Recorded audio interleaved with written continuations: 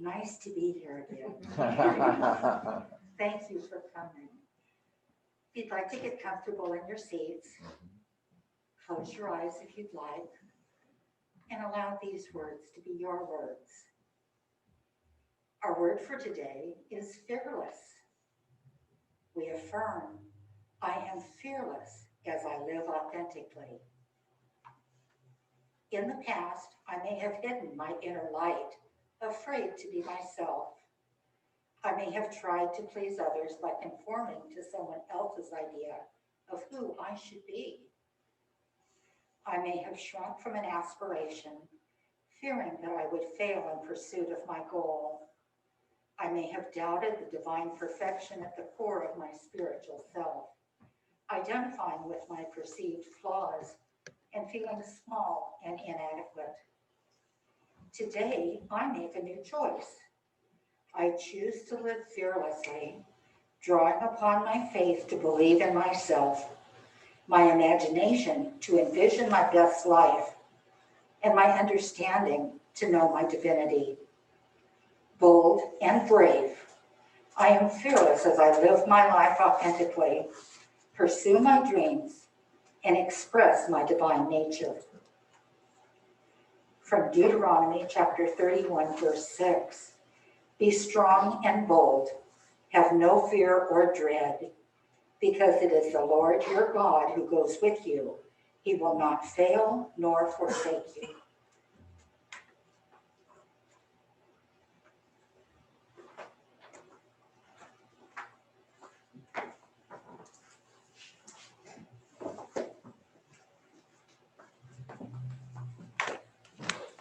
And I think with no further ado, I will bring Reverend Ron up and let him lead us from here. It's all yours. It's time for the lesson? Oh, sure. Okay.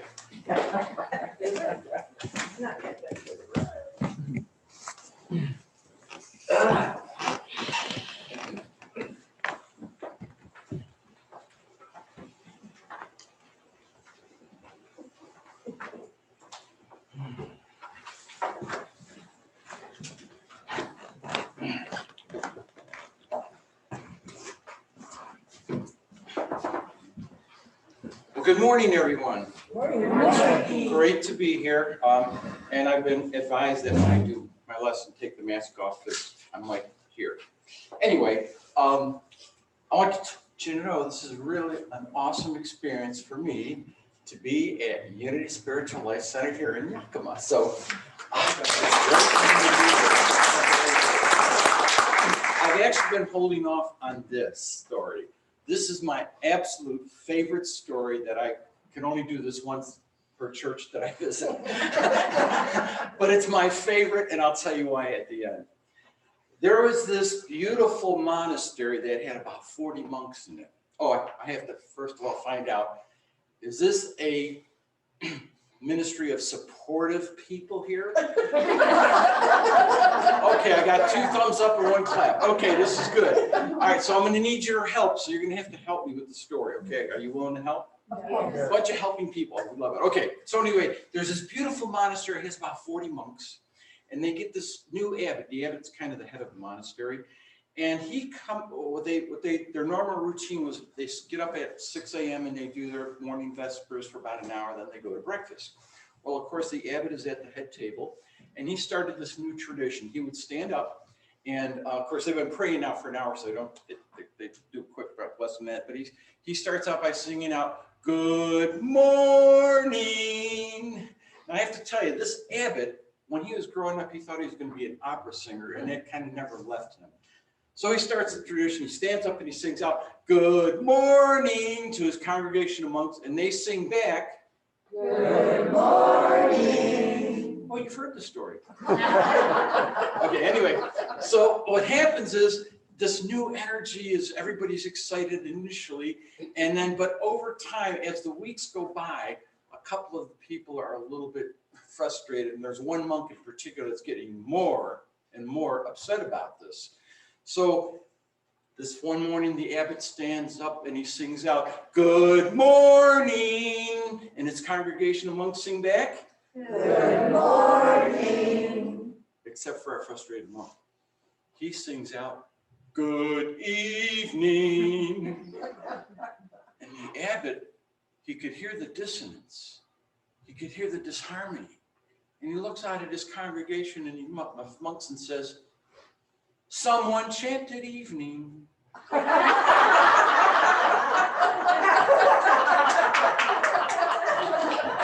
The reason this is my favorite story is some of you know this, I've shared this in our coffee time, in our time after service. One of my top gurus was Eric Butterworth. How many people are familiar with Eric Butterworth? Oh, good, most of you. Eric was my guru, and what happened was when he was growing up, he was going to be an opera singer. That was his goal. But as many of us know, looking back on our growing up years, most of us are not in the place we thought we would be when we were growing up. I'll put it this way. I never thought I would ever be a minister. In fact, the first person who ever told me that, I was very pleasant to her. She had been in Unity her whole life. And she said to me, Ron, you really missed your calling in life. You should have been a Unity minister. And I was in a totally different lifestyle back then. And outwardly, I thanked her for the compliment. I did my first lesson at a Unity church. And I thanked her for the compliment. And inside I'm saying, hell no, I'm not here to be a dang minister. I was so upset inside. But now remember, I came out of a totally different faith, but that was all good. So anyway, I love that story because it just kind of shows how we all have different ideas of different phases of our life. And basically, the bottom line is, whether we know it or not, we're all here for the same purpose. When I say here, I call this classroom earth. And it's a classroom, and I actually consider it to be about third grade level. And we're working toward a PhD. So the bottom line is, and people have actually questioned me on that. I say, pick up any newspaper, listen to any news TV broadcast, and you tell me what grade you think we're in. And the bottom line is, I'm thinking about third grade, and that may be an advanced second grade, I don't know. Anyway, so the bottom line is we're actually here on classroom earth to learn and to grow. That's the whole purpose. And I've shared this with well, some of you have heard some of my Sunday lessons. Learning is one thing, growing is another thing. Learning is where we're collecting data. We hear information, we collect the data, we sing the songs, we say the affirmations. That's learning. Growing is where we actually apply some of the stuff we've learned. In other words, we change some behavior, thinking or acting, or actually it's both. We change a behavior that is growing. So could you see the difference? Learning, growing. In fact, it's so special that Unity has one of the principles in Unity is the fifth principle, which is knowing the previous four are meaningless unless we apply them. That means growing, dear ones. So we're all here to learn and grow, whether we know it or not, and whether we act it or not. And most of the planet is not acting it. So the interesting thing is that we have the ability to literally shape substance. Did you know we're all substance shakers and substance shapers and substance makers? And the reason for this is because we were given the ability and we were given dominion over everything, our energy, basically. In the first chapter of Genesis, God gave humankind dominion over everything.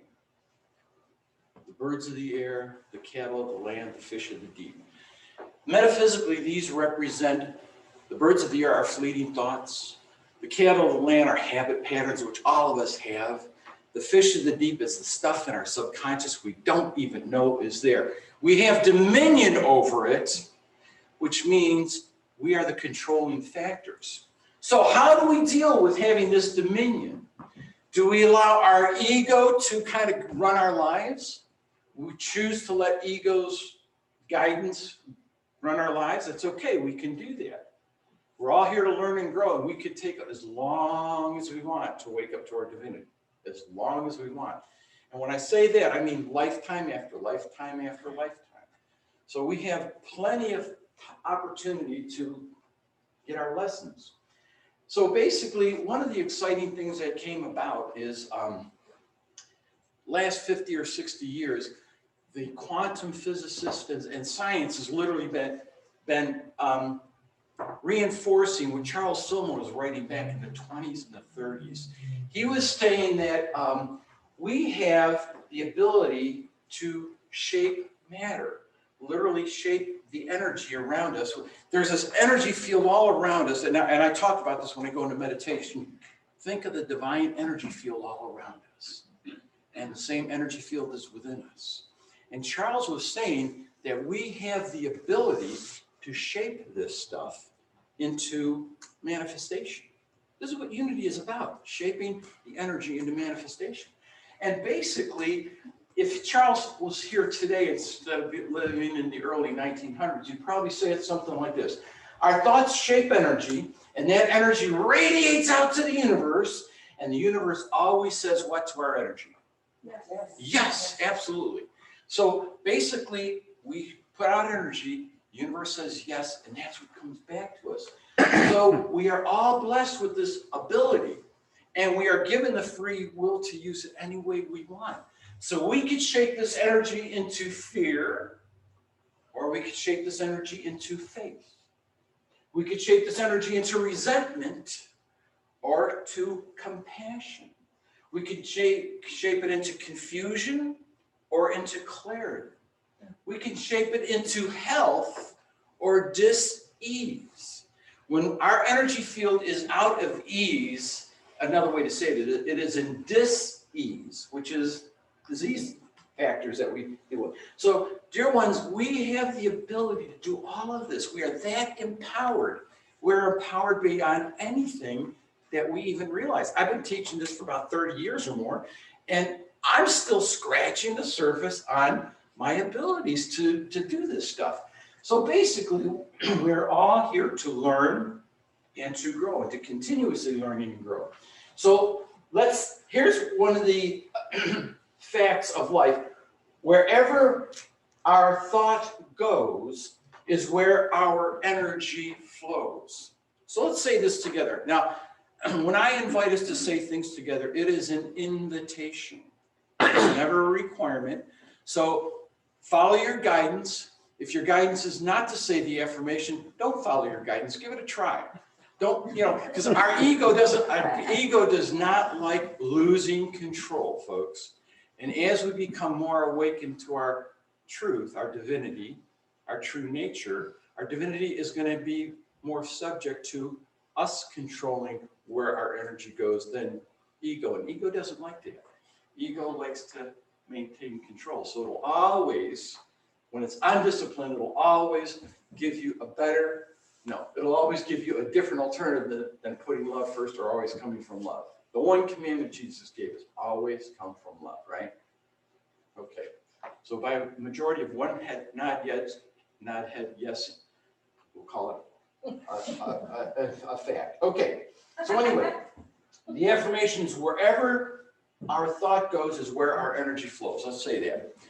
Wherever our thought goes, our energy flows. And of course, where our energy flows, it's going to come back to us. So now we're going to personalize it. Wherever my thought goes is where my energy flows. Let's say that.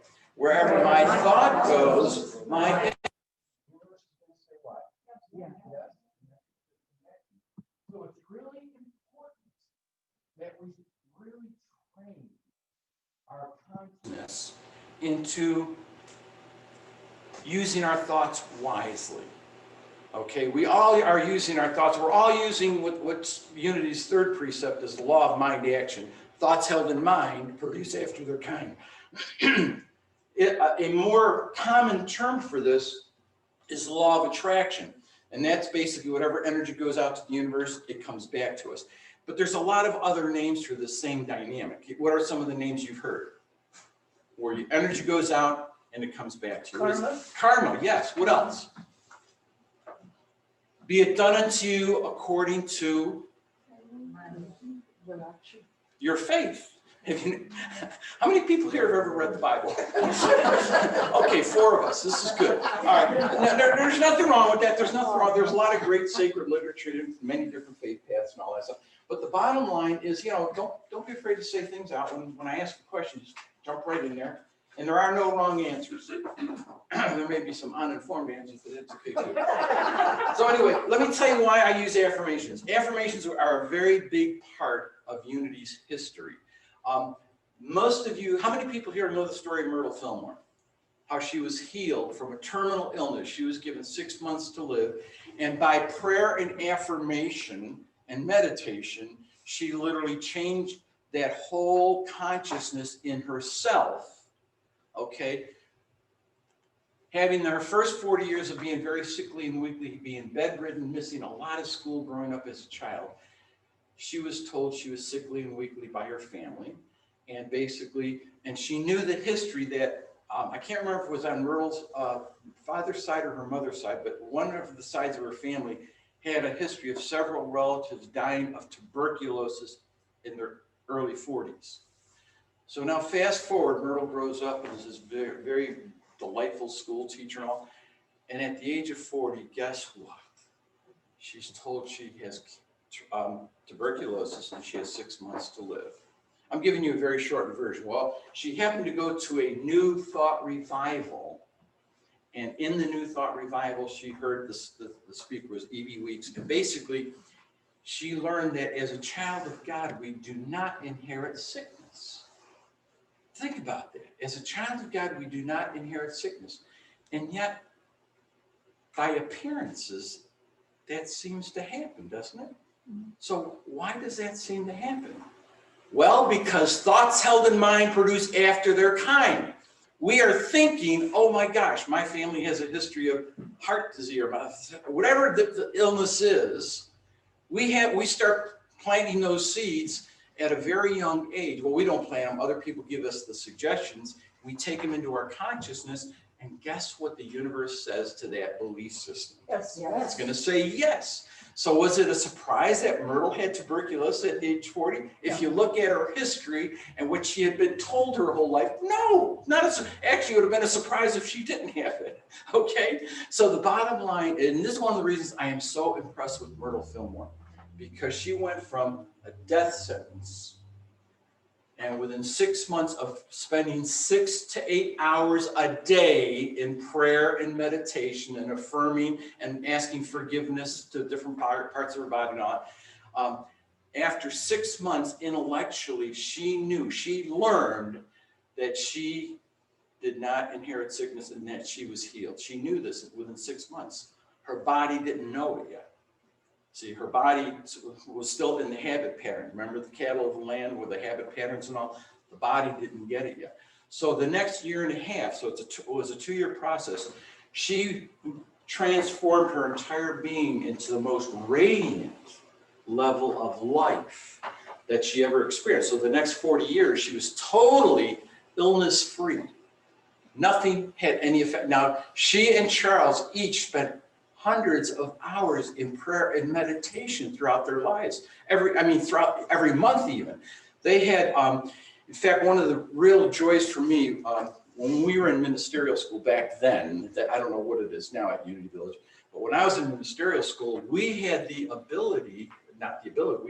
opportunity to use either Charles's or Myrtle's meditation rooms. They each had a meditation room, which is, it was next to it was inside the actual, what used to be the library at Unity Village. And so I would do a lot of my meditations in one of their rooms. And I used them both. And then Myrtle had a meditation garden. I love meditation. Some of you already have an inkling of that. But the bottom line is, by prayer and meditation and affirming her health and wholeness, she basically took her body out of this lifestyle and moved it into this perfect radiant health lifestyle. And that was, to me, that was a most powerful demonstration.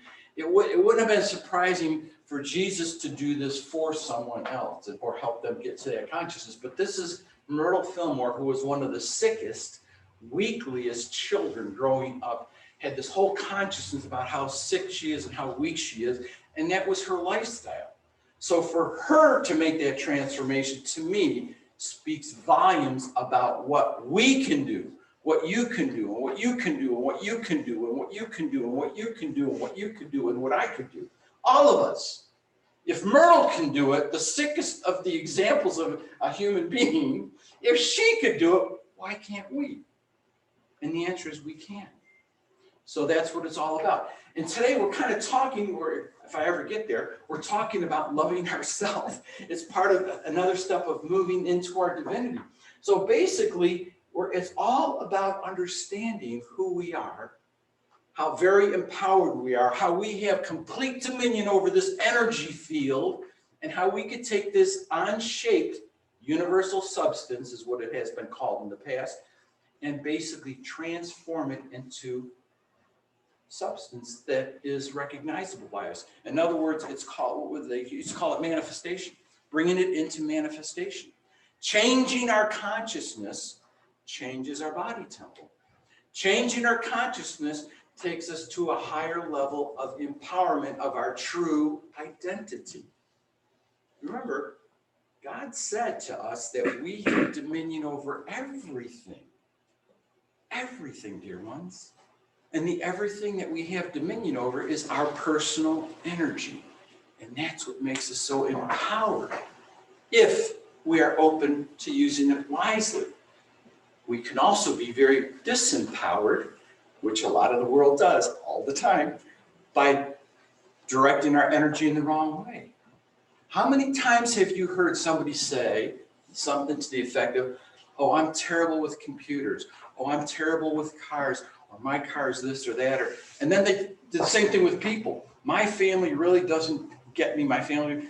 So basically what you're doing is you're reinforcing something that you don't want in your life. How wise is that?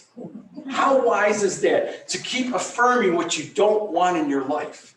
How many times have you heard people sharing stories about one person has this ailment and somebody else tops that, and another person tops that? Have you ever been in there, something like that? This happened to me not too long ago. It was actually well before I came here. But I was talking to a lady. I was a frequent guest speaker at this very large church. This was in Michigan.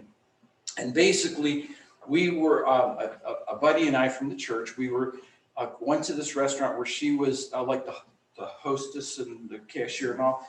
And so basically, her boyfriend, who was also a very strong member of our church. And now, I was not the minister, I was a guest minister, okay? I'd never been the minister of this church. But basically, I knew all these people because, well, the guy I went to the dinner with and the other fellow, they're all part of a men's group, which is, by the way, the best men's group I ever belonged to, attended, was in this town in Michigan. So anyway, what happens is we're talking to her, and her partner, he was going through a health challenge. And so basically, I'm trying to help her get out of the story, but she kept going back into the story about, how this is happening, and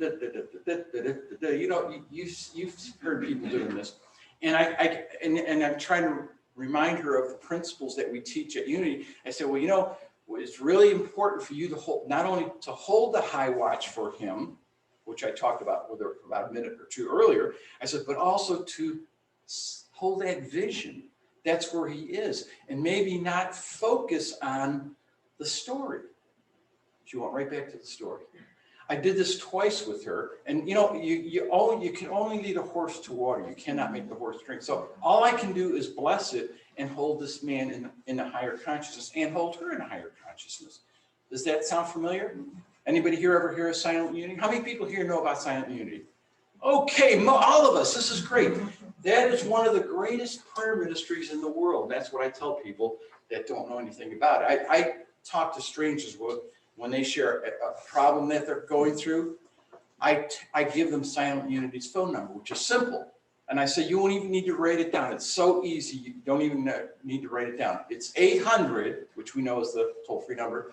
Now, 3 letters, pray, 4 letters. 800 now pray.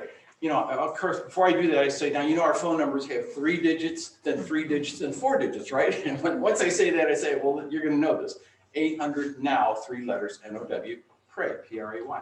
So anyway, and people kind of remember that. Whether they use it or not, I have no control. But the bottom line is, even Unity people don't use that. How many people here have ever called Silent Unity? Oh, right. Several of us have. Folks, I'm going to tell you something. It is a beautiful, beautiful experience. One of the churches where I was the minister at this church, one of our team leaders was having a challenge with something, and she was sharing this with me Sunday as we were setting up the church. We were renting a facility. We didn't have our own facility. Anyway, because I had just started that church like the previous year or two. Anyway, make a long story short, we're setting up, she tells me about this. I remind her about Silent Unity, give her the number, and then I say, and a lot of times I'll say this to Unity people, let me know how it goes. You know, the first time you call Silent, your experience. So the next Sunday we're setting up, and I say, so how was your call to Silent Unity? She said, oh, I never called. Not a surprise. Guess how many times that's happened to me in my life. Anyway, all right, so I just take out my phone, I dial a thing. When they answer, I say, phone, it's for you. She answers the phone, and afterwards she said, wow, Ron, that was really cool. I thought, what a shocker. You know, it's like, okay. I've done that with people too. I've actually caused more ministers, Unity ministers, to call Silent Unity than what they wanted to do. For some reason, ministers have called me for counseling. One of the ministers that called me frequently, I would ask her, did you call Silent Unity? She would always say no. So I got to a point after about 4 conversations or 5 conversations, 4 or 5 of her phone calls, and she was going through some severe challenges. She said, I asked, you call Silent Unity? She said, no. I said, don't call me anymore until you call Silent Unity. Do not call me until you call Silent Unity. And I said, have a great day. Bing. So she calls back again, I call Silent, and then it got to the point where every time she called me, this is a true story, she'd say, I already called Silent Unity, I want to talk to you. And I'm okay with that, I'm fine with that, but let me tell you why Silent Unity is so powerful. They pray with you on the spot right now, and you feel better. But then they take your prayer request and they put it in what's called the Silent Unity prayer room, where at least 2 trained prayers are praying every hour, on the hour, 24 hours a day for 30 consecutive days for every prayer request. Do you think that might be a powerful prayer ministry? Let me tell you this. How many people here read Daily Word? Okay, most of us. For decades, I've been reading Daily Word since I got out of college. Okay, the bottom line is several times they'll have, once in a while, a story about somebody sending a thank you to Silent Unity. Several times I've read about somebody going to the hospital to have a tumor removed. Now they called Silent Unity before they went to that, when they found out the news. They get to the hospital, there is no tumor at all. Going in for cancer treatment, there's no cancer at all. This has happened dozens and dozens of times over the 30-some years that I've been reading it. So bottom line is, Silent Unity is the most powerful prayer ministry in the world, in my opinion. Okay, you could believe what you want, but call them before you make your belief decision.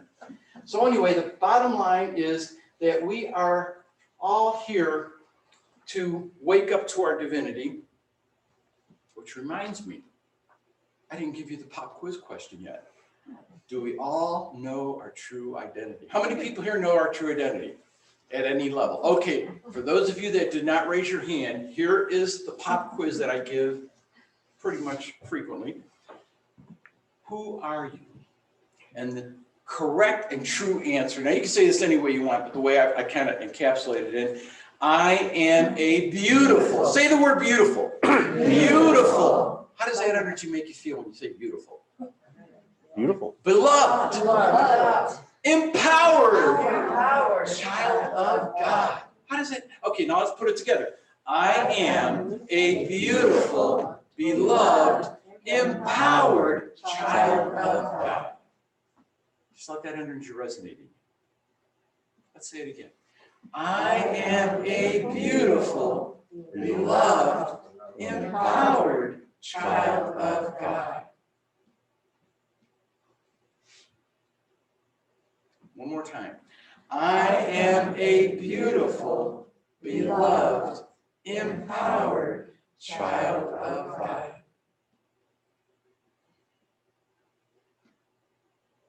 Now, dear ones, as you really anchor into your true identity, I'm going to promise you a couple of things. One, it's going to sink deeper and deeper as you keep saying this. And so I encourage people to make sure you say this throughout the day, throughout every week. You know, until you're ready to ascend, keep saying it. If you're not ready to ascend, you have more room for growth. And what's going to happen is over time, you're going to start moving into a higher consciousness of your true identity. And you're going to see a couple of things that are going to change. You're going to see that you're going to be treating yourself more lovingly and more compassionately than previously. How many people are ever beat up on themselves mentally? Okay, we all have these garbage programs in our subconscious. You're going to see those kind of soften and lessen and kind of dissipate a little bit as we step into our divinity. But there's another magical thing that will happen, and it's almost like magic too. I grew up in with an incredible master professor of criticizing other people. My mom was the greatest critic I think I've ever met in my life. Well, that I know of. Anyway, but I mean, she could be watching something on TV for about 15 seconds and she'll have something to tear down somebody that's doing something. Half the time she's probably right in that, but she is very, very critical. And so that's kind of how I grew up. I grew up learning how to be really critical of other people. And so what happened is, as I kept doing this affirmation of my true identity, all of a sudden, and it really was very suddenly, all of a sudden I started seeing other people differently. Okay, so maybe this person isn't a jerk. Maybe this person is a beautiful, beloved child of God, which is the way I used to say it for about 20 some years. I only added the empowered recently, because we're always continuously learning and growing, right? So I just learned about, oh yeah, we're also empowered too. So the bottom line is I started softening on how I saw other people, and I would be less judgmental of them. And that was a huge shift in consciousness for me. And I promise you, that's what you're going to experience too. The more you are in touch with your divinity, the more you're going to be aware of who you truly are. The image and likeness of, sometimes we call it God, sometimes we call it love. The song that Sylvia sang, I love that she kept interspersing God and love. You know, and I can't even remember the chorus of the song because that was the first time I ever saw it and sang it. But the bottom line is God is love. 1 John 14, I think it is. God is love, and those who love know God, and those who do not love do not know God. We could talk about love and sing about love all day, but if we don't come from love, we don't get it yet. We haven't grown into that area. We learned it up here because we know the songs, we know the affirmations, but until we live it, meaningless. Unity's fifth precept. It is meaningless. Okay? One of my experiences that really shocked me in my first ministry after ordination, we had, after our receiving line, there were several people that would like to talk to me afterwards. And so I say, okay, after the receiving line is over, I'll step in my office. So I used to be in my office with the door open, and people would come in one-on-one and talk to me.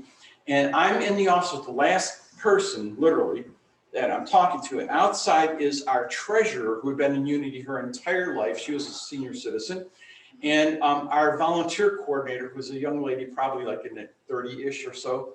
And the treasurer is reaming out our volunteer coordinator about 5 or 10 feet from my office. It was so shocking for me. I could hardly hear what this guy is telling me, okay?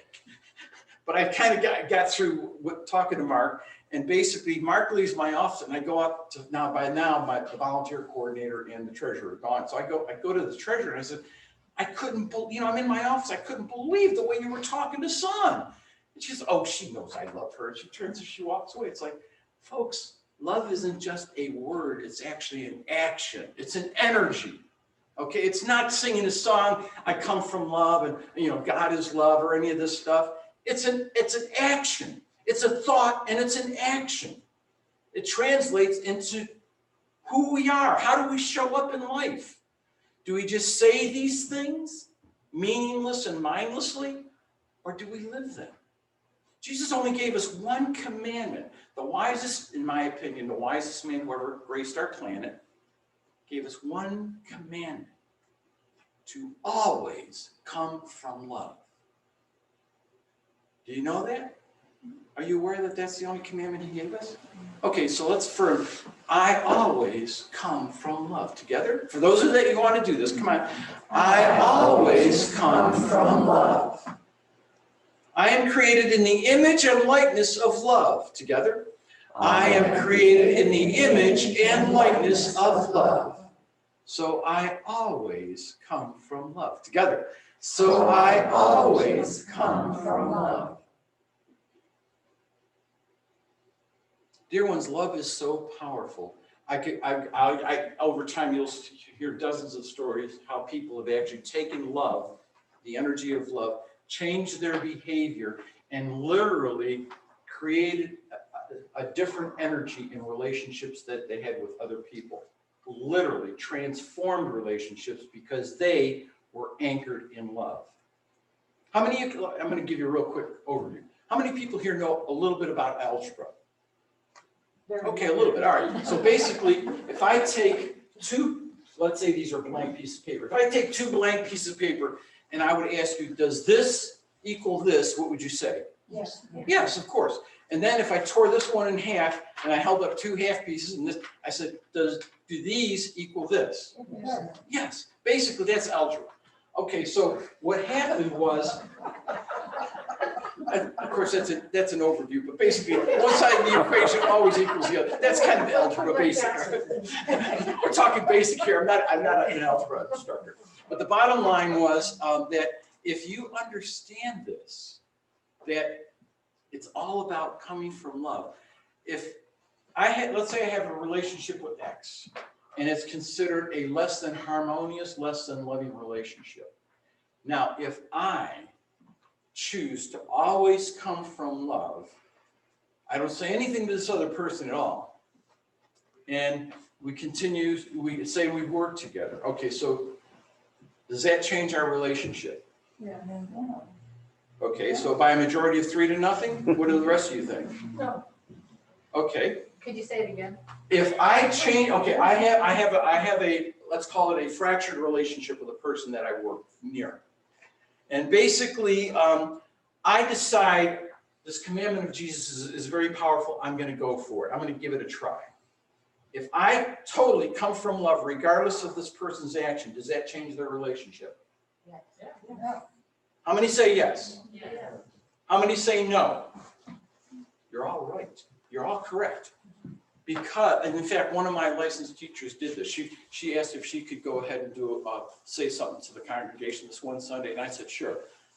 I realized after the fact that, as the minister, I probably should have said, well, what do you want to talk to about? But I had such a good relationship with her, and I knew her consciousness. So she stands up and says, Ron's always talking about this love thing, so I decided to give it a try.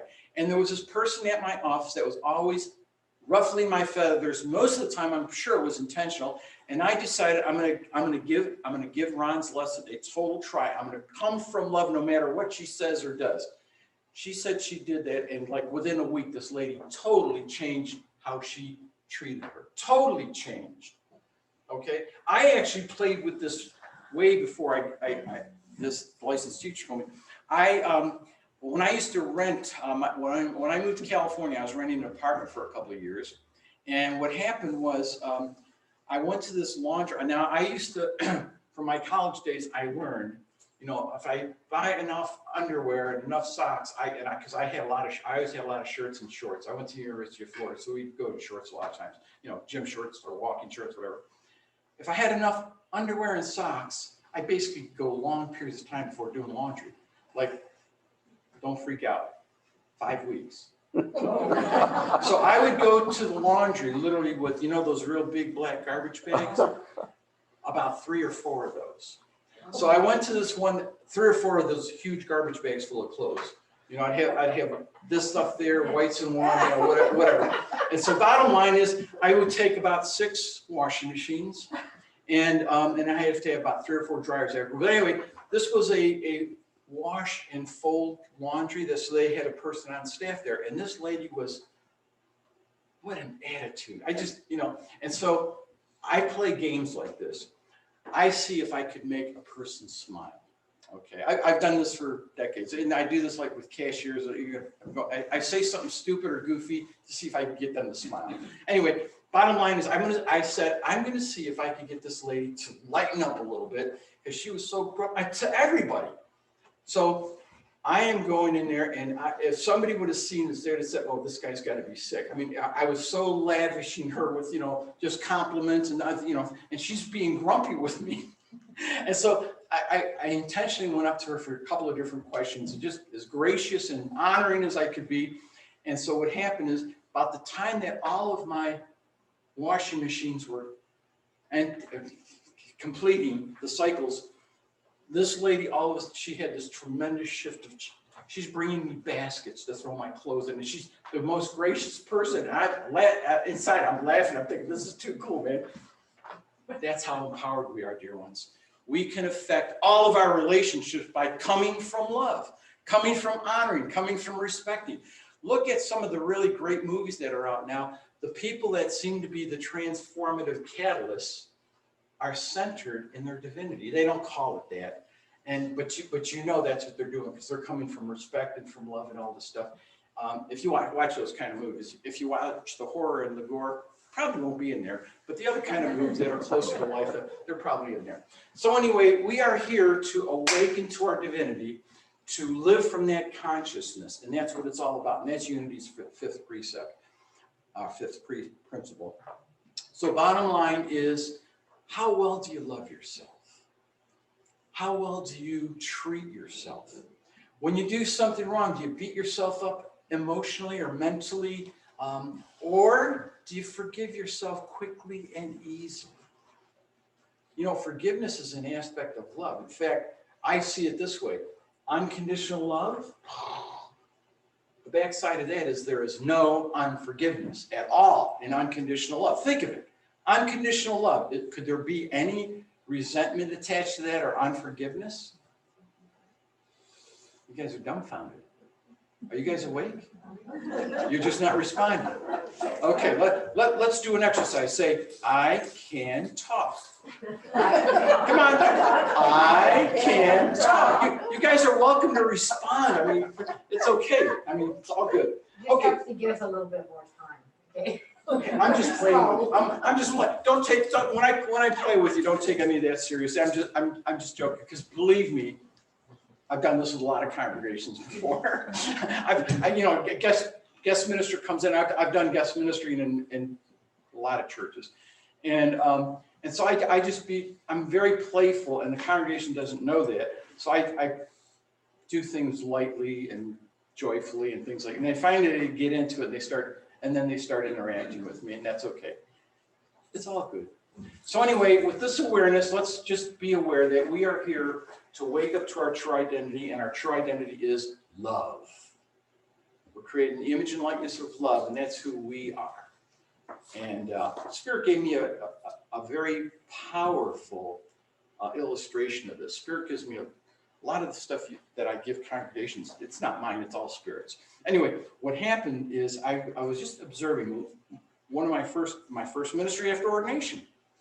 We had dozens of stuffed animals throughout the thing, and people that came to the church, they were invited to, if they were so guided, to hold the animals and just, throughout the service or whatever.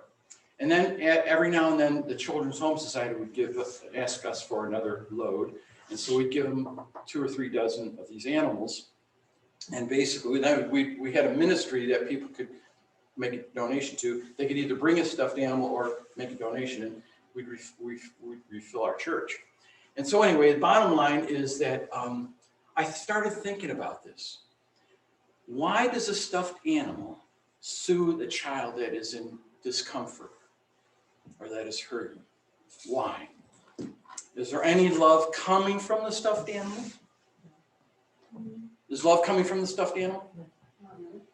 Okay, by a majority of 2-0. Okay.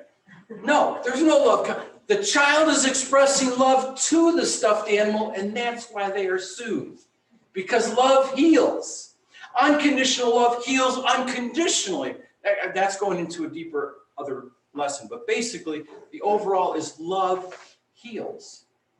And that's why the child is soothed, because the child is expressing love to the stuffed animal. How many people have ever heard of psychometry? Wow. 3 of us? Okay, let me tell you what psychometry is basically. Okay, well, it won't happen yet. Yesterday, Chris gave me my office key and key to the church. Okay, so it won't affect this now, but within a couple of weeks, these keys will emanate my energy because they are on my presence, 10, 12 hours a day, maybe more than that. So the bottom line is so I went to this wonderful workshop where everybody took something personal, like car keys or their wallet or something, and put it in this huge basket. And you were invited to basically pick an item from the basket that you was not familiar with you. In other words, if you were with a partner, a life partner or something, you don't take your life partner, so you take something that you don't know. You don't know the person. And we all did this, and then we did a kind of a centering thing, like a centering meditation on the energy of that thing. And then we described what we felt. And the people that were doing the descriptions did not know the other person, and all of us were amazed at how accurately we pinpointed the total energy of another person. That's psychometry. All of us have the ability, well, going into the psychic realms, we all have psychic abilities. We don't develop them, and most of us don't use them, and that's okay. It's just an opportunity and a gift if you want to move into that direction. Yes? So those bears that you gave, or the little cuddly things that you gave to the kids, if people who bought them and hugged on them before they gave them away, those bears would actually maybe have a little bit of love in them.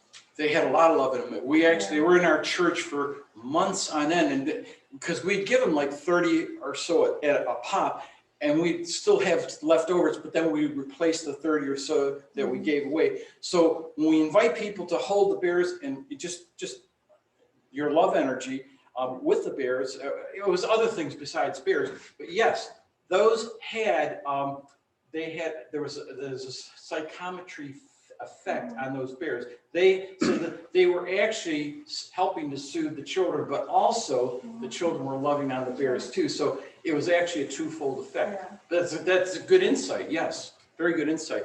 So the bottom line is we are amazingly able to do things that are beyond most of our awarenesses. And so the bottom line is unity. I've studied pretty much all the major faith paths and love all the major faith paths. Unity is the most empowering direct path to empowerment. In fact, because Jesus is our teacher and our way shower, Jesus was the only great leader who said it so succinctly: everything I do, you can do also. Everything. And greater things than these can you do. How's that for empowerment? Does that sound like an empowering statement for anybody? Yeah. Yeah, absolutely. Okay, so anyway, we're going to continue moving on in this direction, but now we're going to take a moment and get comfortable in our seats, and we're going to do just a little bit of a centering thing. And so I'm going to invite you to, as you get comfortable in your seats, to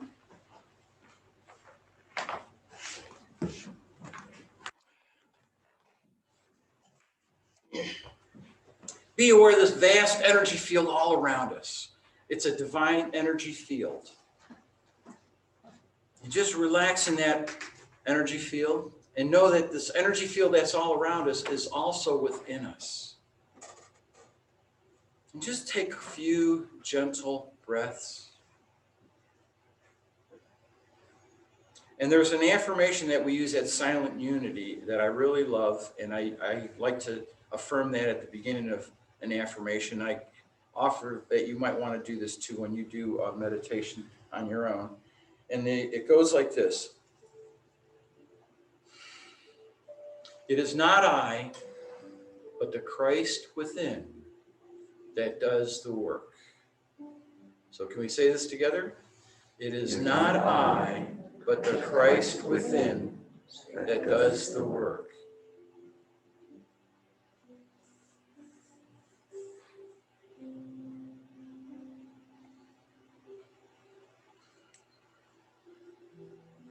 I open my mind and my heart and my being to this divine presence all around me and within me.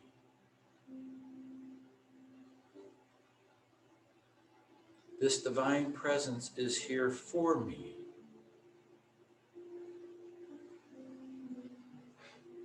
It is here to help me to awaken to higher levels of awareness of who I am.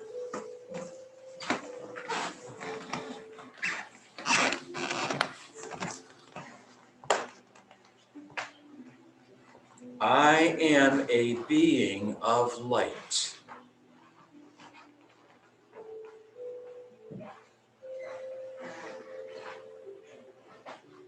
I radiate light throughout my body temple.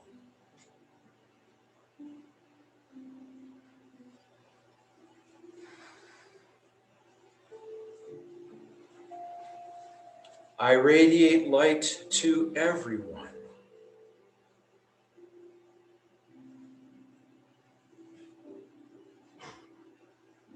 I radiate light to everything.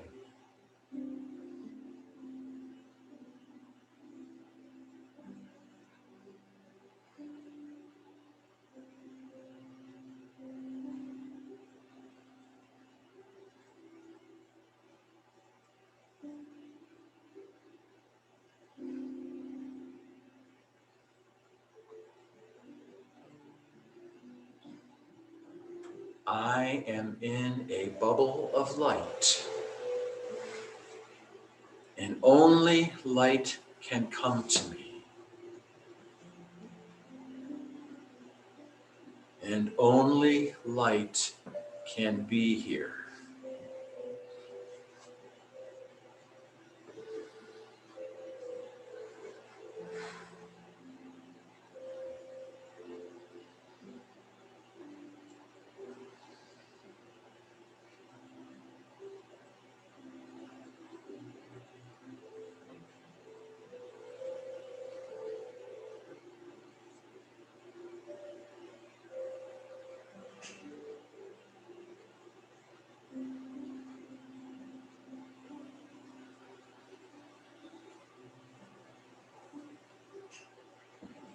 Thank you, Mother, Father of Light,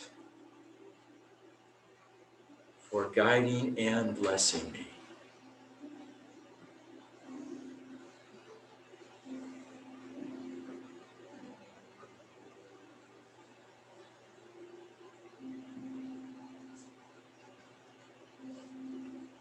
And thank you for guiding and blessing our sisters and brothers having prayer requests in our prayer box.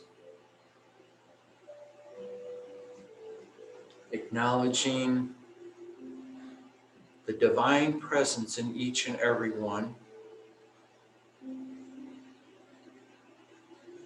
Gently guiding each to the highest awareness of the love and the light that they are, of the harmony and order that exist.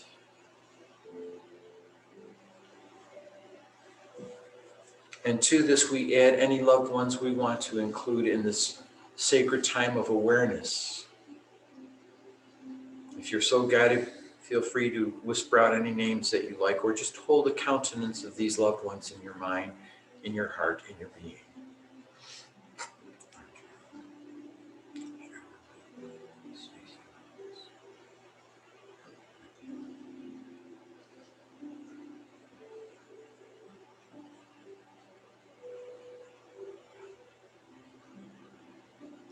Now, expanding our awareness, we include our entire global community, calling forth this divine presence in all people to awaken all minds and all hearts to the presence of love,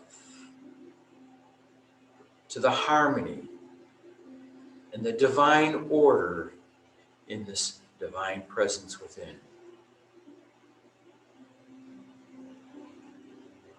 Thank you, God, for your presence in all people everywhere, in all of creation, throughout creation.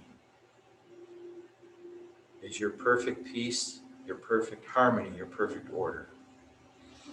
And now bringing our awareness back to our home, where our spiritual family gets to learn and grow and play and pray together. Thank you, God, for your loving presence, guiding and blessing your perfect ministry of love and of light at Unity Spiritual Life Center.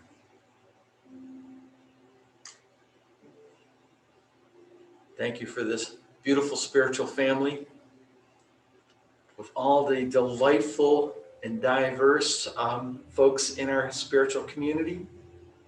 Thank you for guiding and blessing all of our lives, and thank you for guiding and blessing your perfect ministry of love and of light at Unity Spiritual Life Center in Yakima.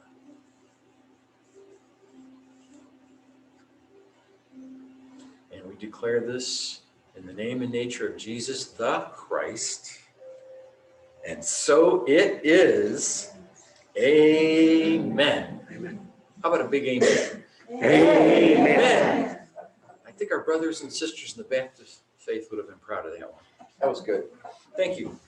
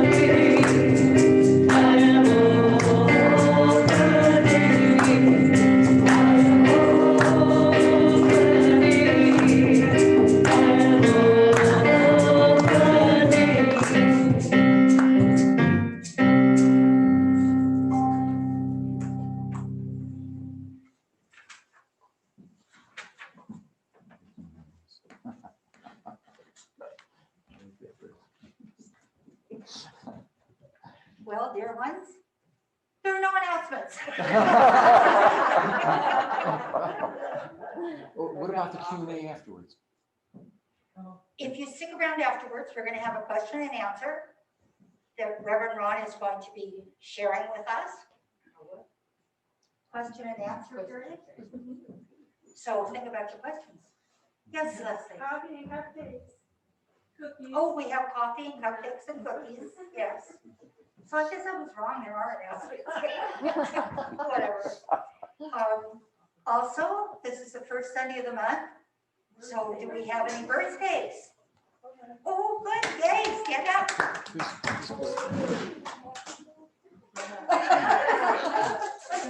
Lisa's birthday. Lisa. Birthday.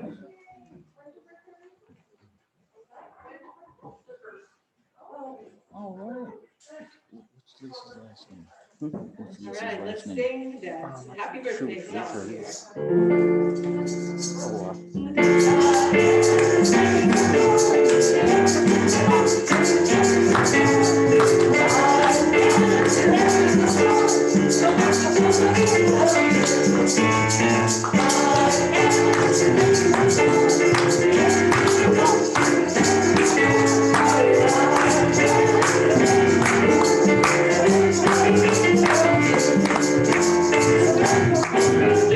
Oh,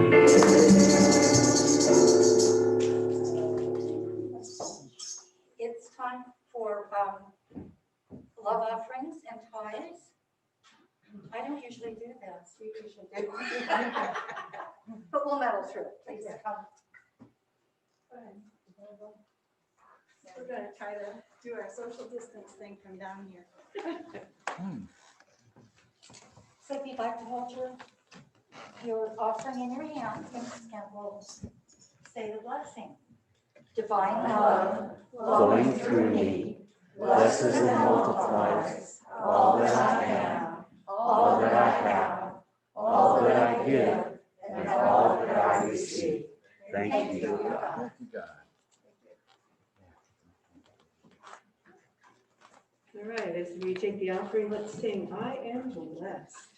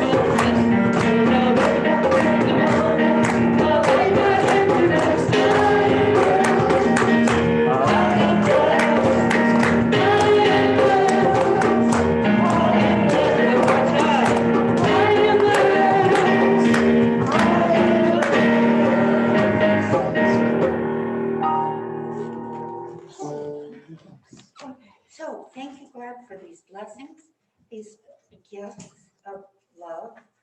We pray that they go to exactly where they're supposed to go.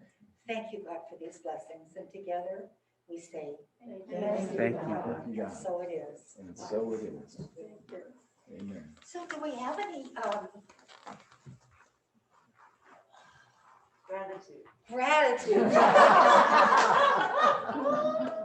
was going for affirmation. I knew that wasn't right. Do we have any abundance or gratitudes today?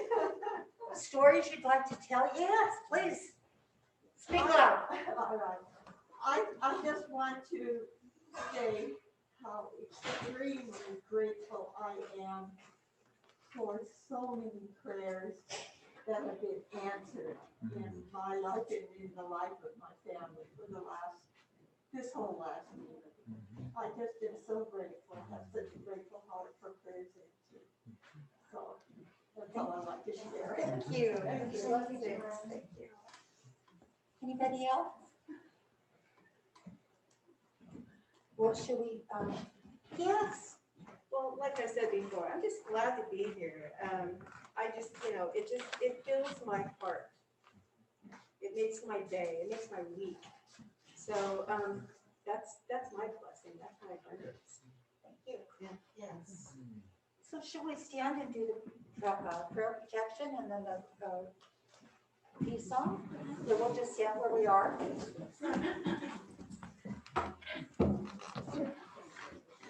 Oh, that's right. So together we say, the light of God is within us, the love of God moves through us, the power of God transforms us, the presence of God is who we are. Wherever we go, God is, and all is well.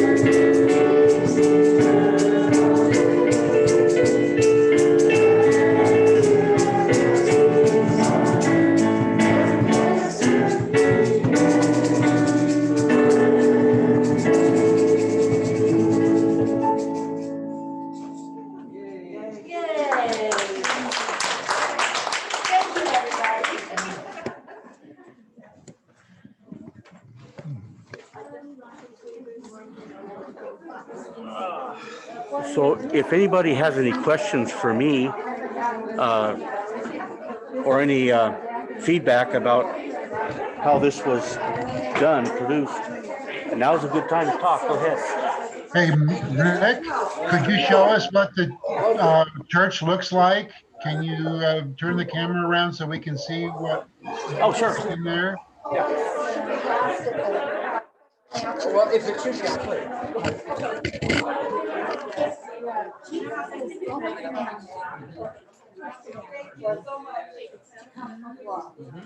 Okay. Looks like I had pretty good turnout there. Yes. That's great. Thank you, Rick. You betcha.